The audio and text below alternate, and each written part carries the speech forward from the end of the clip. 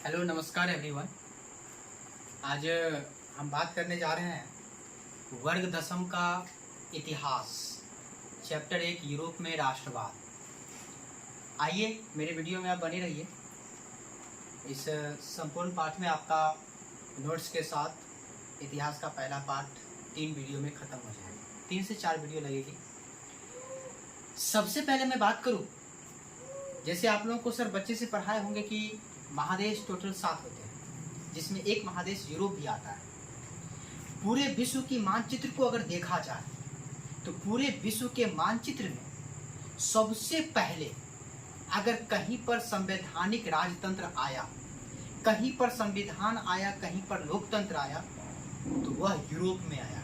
पूरे विश्व की अगर बात करें, और यूरोप में भी फ्रांस में सबसे पहले आया।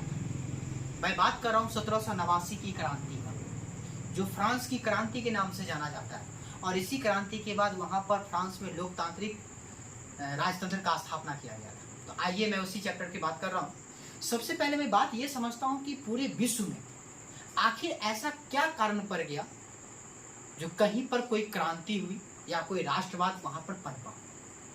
सबसे पहले आप लोगों की मालूम होगी, अगर 1789 से पहले की जाए तो सबसे पहले वहाँ पर या कहीं पूरे विश्व की अगर बात की जाए तो राजाओं का शासन होता था। राजा अगर मर जाए तो उसका बेटा शासन करता था। पहले देश नहीं होता था, कोई क्षेत्र होता था। आज जैसे हम लोग देश कहते हैं, पहले देश नहीं होता था। आज जैसे हम प्रधानमंत्री, राष्ट्रपति कोई पद कहते थे, तो पहले पद नहीं होता था, पहले राजा होता था, किसी क्षेत्र का मालिक होता था। और उस राजा के अधीन हम नागरिकों को काम करना पड़ता था। कुछ राजा अच्छा भी होता था तो कुछ राजा दुराचारी भी होता था, लेकिन अधिकांश राजा अगर देखा जाए तो दुराचारी ही होता था। अब जिस राज्य में दुराचारी राजा हो तो वहां का प्रजा अत्यंत क्षुब्ध होगा उन लोगों से, तो वह चाहेगा कि हम इन राजाओं से आजाद हो। तो आखिर क्या क्या कारण है जो लोगों में अपने देश की भावना का विकास हुआ। मैं बता दूं, राष्ट्रवाद का शाब्दिक अर्थ ही होता है राष्ट्र के प्रति सोच या उसके भावना का विकास। सबसे पहले अगर मैं बात करूं फ्रांस के लिए कि फ्रांस में ऐसा क्या कारण था कि वहां पे राष्ट्रवाद पनपा था, तो वहां पर सबसे पहला कारण था राजाओं का निरंकुश शासन, जिस पर कोई अंकुश नहीं लगा सकता, उसी को निरंकुश कहा जाता है। आखिर अगर फ्रांस का राजा, मैं बात करूं 1789 से पहले की, तो वहां पर बुर्बो राजवंश का लुई 16वां का गद्दी था। वह निरंकुश था। निरंकुश कहने का मतलब वो कुछ भी कर दे, उसके प्रति कोई अंकुश नहीं लगा सकता। अगर वह राजा किसी भी प्रजा के प्रति अगर कोई सजा दिया जाए तो उसके खिलाफ कोई बोल नहीं सकता। तो सबसे पहले वहां पर राजाओं का निरंकुश शासन था। लोग वहां के राजाओं से त्रस्त आ गए थे उसके शासनकाल से। दूसरा कारण था नागरिकों की दयनीय स्थिति। मैं बात करूं, एक व्यवस्था है जिसको हम लोग सामंतवाद के नाम से जानते हैं। सामंतवाद में 3 तरह का व्यवस्था आता है, 3 तरह के लोग हैं। इसमें सबसे पहले भूमि का मालिक राजा होता है। सामंतवादी वैसा व्यवस्था है जिसमें भूमि का मालिक कौन होता है? राजा होता है। और राजा से नीचे कुलीन वर्ग आता है, और इसी कुलीन वर्ग को हम लोग सामंतवाद कहते हैं। सामंती लोग भी कह सकते हैं। और इसके नीचे किसान लोग होते हैं, और एक किसान मजदूरों से काम करवाता है। मजदूरों से मतलब समझ, ये सामंतवाद मध्य युग के समय की व्यवस्था है यूरोप में, जिसमें भूमि का मालिक राजा होता है और इसमें सबसे निचला पद पर किसान लोग आते हैं। किसान को या मजदूर को, दोनों में थोड़ा सा फर्क है। इसमें भूमि का मालिक राजा होता था, तो यह भूमि कुलीनों को या सामंत के लोगों को यह अपना भूमि देता था। बदले में कुलीन लोग उसको सैनिक सहायता करते थे, पैसों से मदद करते थे राजाओं को।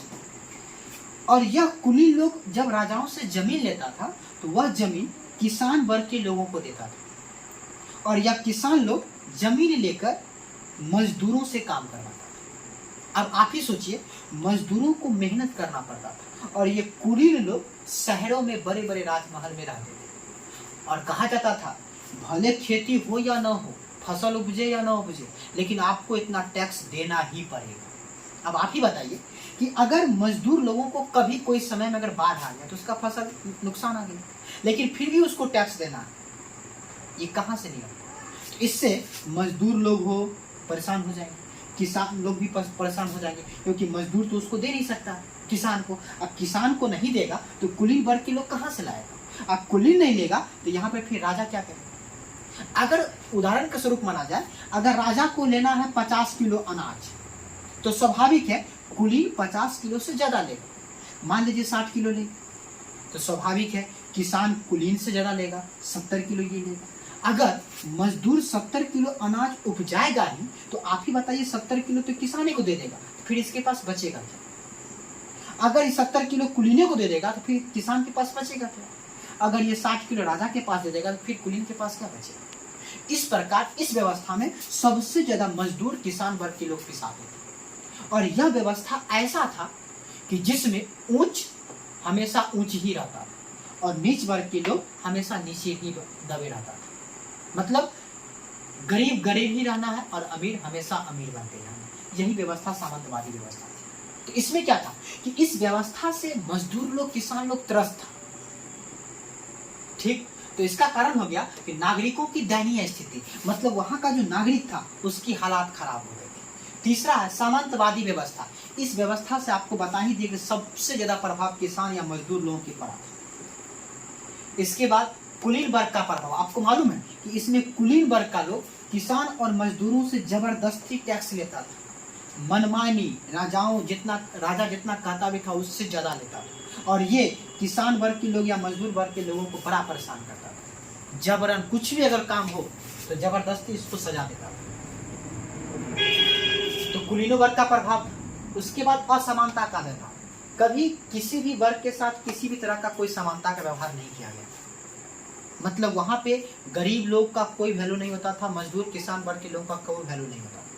उसकी बात को राजाओं तक पहुंचने के लिए एक कुलीन वर्ग ही होता था, लेकिन यह कुलीन वर्ग भी राजाओं का चमचागिरी करता था। ठीक, तो यही सब कारण से फ्रांस में लोगों ने यह सोचा कि नहीं, हम इस राजा से बहुत त्रस्त हैं, इस राजा को क्यों ना हटा दिया जाए।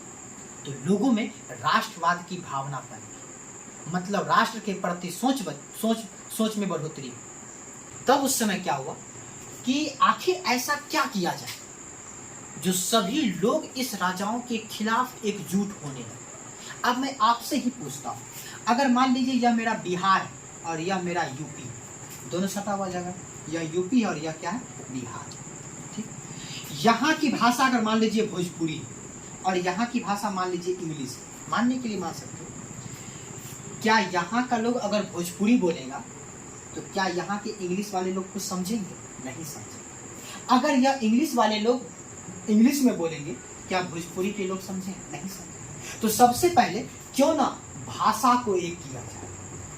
पूरे फ्रांस में एक ही तरह का भाषा नहीं था, हर तरह का भाषा था। तो सबसे पहले भाषा को एक करना था ताकि लोग हमारी बात को समझ सकें, मैं क्या कहना चाहता हूँ, लोगों के अंदर वो बातें समझना। दूसरी बात क्या हुआ, अगर यहाँ पे कोई अदर धर्म और यहाँ पे कोई अदर धर्म, इसकी सभ्यता संस्कृति अलग होगी और इसकी सभ्यता संस्कृति अलग होगी। तो जब तक इन दोनों की सभ्यता संस्कृति एक तरह से नहीं मिलेगा तो कैसे एक दूसरे से लोग मिलना चाहे, कैसे इन दोनों में एकत्व भावना आए, एकल भावना आए?